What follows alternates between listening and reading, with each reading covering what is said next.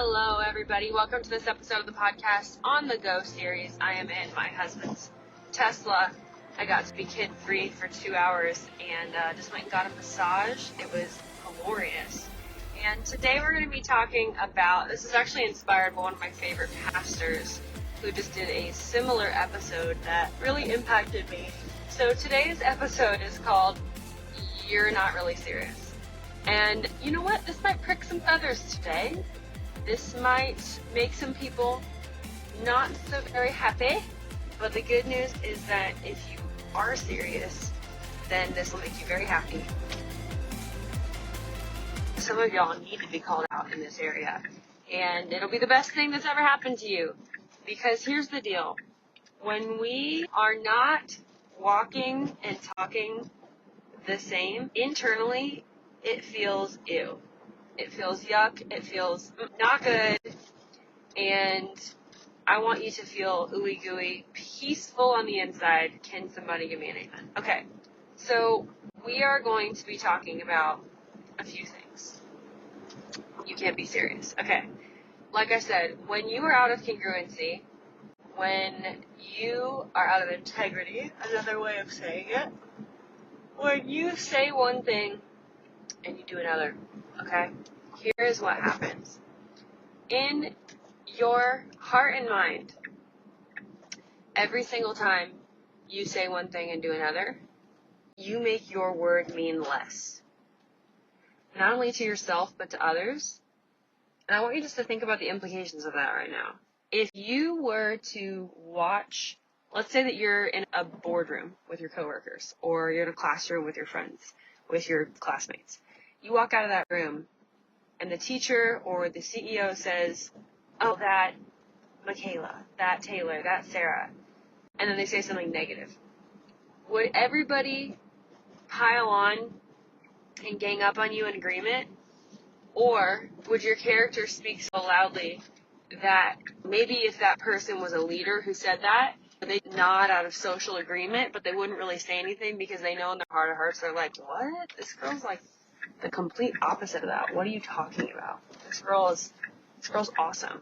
If you're a really joyful person and the person stands up in the front of the classroom and they're like, that Michaela, she's just always so negative. Like, would people look to the left and the right and be like, what? Did he have the right person? Who is he talking about? She's like the most joyful person in the world.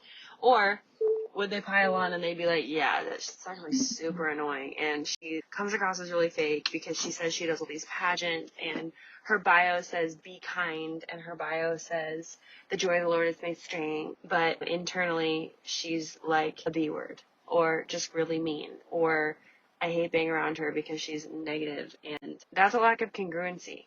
If you were to walk out of a room, what would people say about you? Okay, now I'm not talking about the meanie-neenies, okay? Just like normal people. You know how when a person is embarrassing themselves, you can't help but comment about it after? It's like a person walking around with toilet paper on their shoe.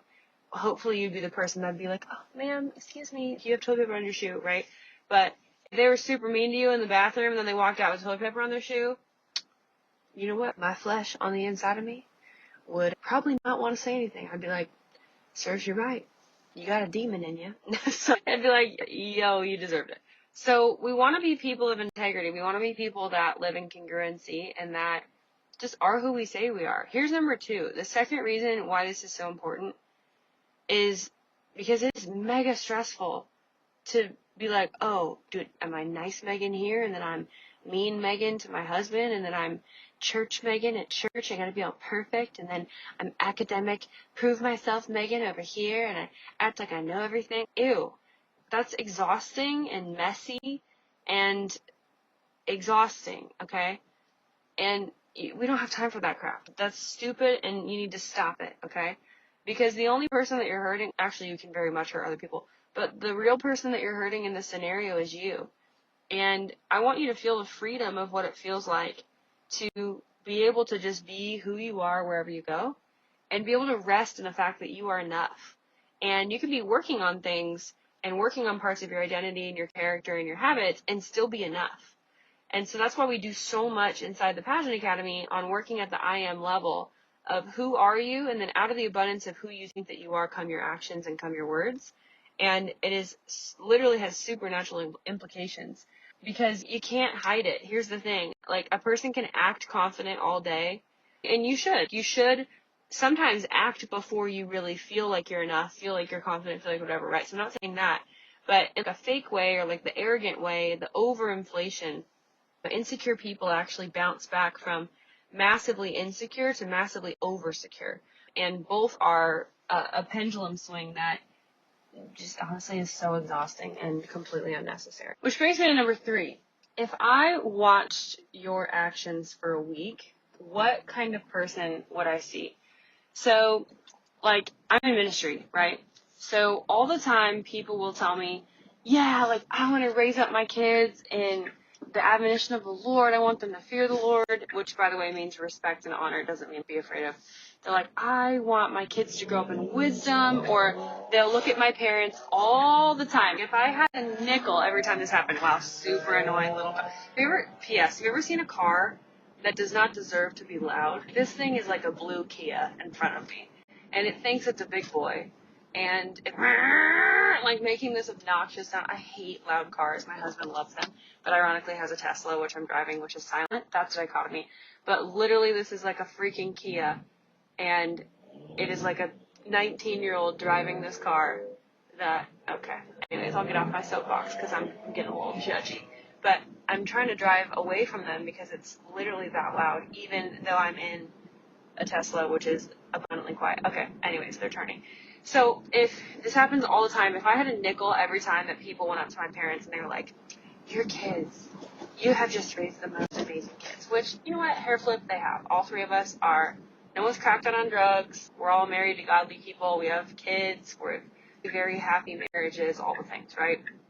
And a lot of that has to do with how they raised us and the conversations that they made us feel safe to have, and the family dinners, and just, I have amazing parents. And on my new podcast, my YouTube show, I'm going to be bringing on my mom more often, and she's going to be coming out with her first book here in a couple weeks, and I'm super excited for her. She's got a book called How to Raise Godly Kids in an Ungodly World that I'm, like, really pumped about. Stay tuned for that.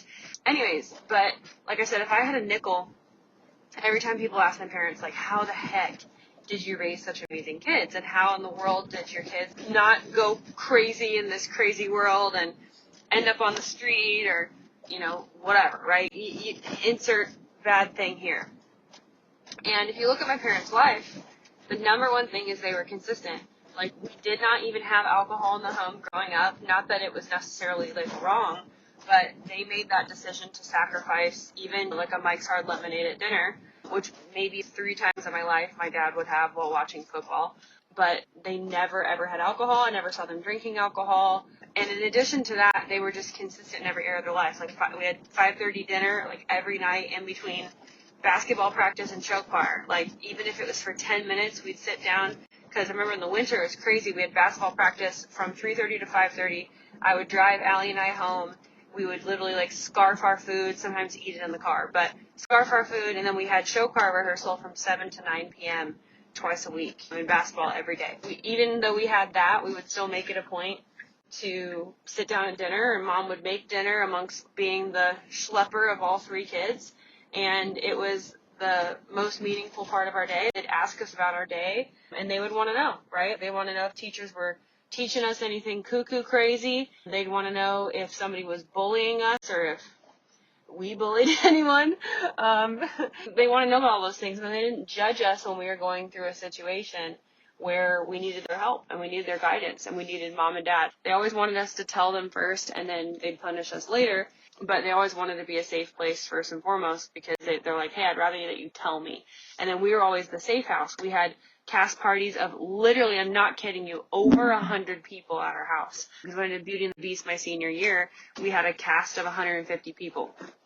And I was Belle, and my sister was in the cast as well. And with that, we had everybody over, right? And with their consistency, it commanded a blessing, right? Where there's unity, God commands a blessing. And is there unity in your words and your actions?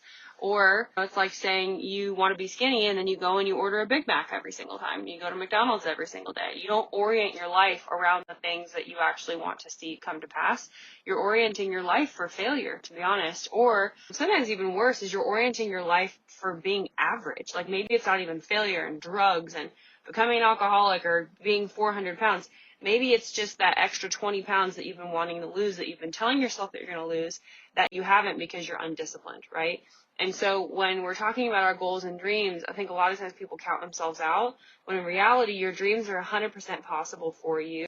You're just not doing the things to set yourself up for success. There's an element of sacrifice that no one talks about in millennial and Gen Z stuff today, where you are going to have to go against the grain. You are going to have to potentially alienate yourself socially. You're going to have to sacrifice and do things that your friends aren't willing to do, that aren't sexy, that aren't popular, but you're making that decision for your long-term success and the long-term version of you, a long-term vision of what you have, more than this momentary fleshly desire or what's cool, what's in the in crowd, what everybody else is doing. Newsflash, if you want to be a winner and you want to be the head and not the tail, you're going to have to do things that other average people, or dare I say losers, are not doing. If you copy losers, you're going to be a loser. If you copy successful people, you're going to be a successful person. God didn't make you to fail, but you have to partner with God to do the things that are actually going to cause you to succeed.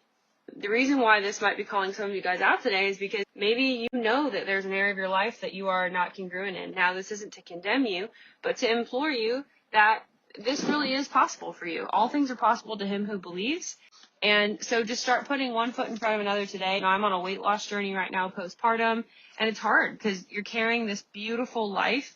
Your skin is stretching. It's a totally new territory for me. I'm used to being, skinny and fit. And I tried to run the other day and darn near peed myself, right? Because my whole body is adjusting to this completely new season, right?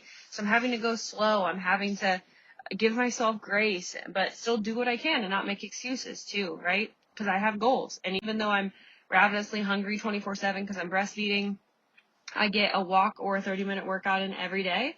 And I'm tracking my macros and I'm tracking my water. Because I know those are things that I'm in control in, where even if I can't go do an hour-long CrossFit workout yet, I'm going to ask myself, what can I do, and stop making excuses so that I can accomplish the goals and dreams that I have for myself. And now I've been working out for 2.5 weeks consistently, and I've already lost an inch off my waist, and we're doing great. And ultimately, my daughter's fed, which is what's the most important thing right now. If you can't tell, I just got home. You can hear little Willis in the background. The fact that you can feed an entire human being with your body is the most amazing thing. And it's way more important than having a 27-inch waist, right? And I will never sacrifice the health of my daughter for some vain aesthetics. Like, I can handle having 1 inch bigger on my hips and my waist right now to feed my daughter and make sure that I have enough milk supply and that she's healthy. And so that's where, again, I can scope out and I can be like, okay, you know what? Right now, my number one way that I'm serving the world is by being a mom and as a good wife and a person of faith and a sister and a daughter, and these different things is so much more important than, again, being at my competition weight, right? Even though I was really fit in my pregnancy and these different things, like, it's so important, you guys, to take a chill pill. And just, if you're in a training season or you're 12 weeks out from your pageant, then that's one thing. But if you're not, I'm not saying let yourself go. And we're not just talking about fitness either. Are you congruent with your mouth? Are you cussing all the time? Are you negative? Are you wanting to believe God for better friends, but then you cuss like a sailor and you just are a terrible person to be around? Well, then guess what? You're probably not going to have a positive, honoring boyfriend, because he's not going to want to spend time with you. And your friends aren't going to be that way either, because you attract what you are, not what you want. So I encourage you guys to just start making simple little changes today. I promise you, little victories, simple little changes. Go for a 10-minute walk, make yourself a cuss jar or whatever you have to do. Little things like that just to help you on your journey of self-improvement. And I promise you, you'll look forward even a couple weeks from now, a month from now, and you'll see progress. And that progress will just make you feel so, like I said, ooey gooey, awesome and peaceful inside. With that, make sure that you download our free course if you haven't gotten it yet, powerhousepageantry.com/free course. Hop on a strategy call if you want to win your pageant this year. And I can't wait to see you on the inside. Talk to you guys next week.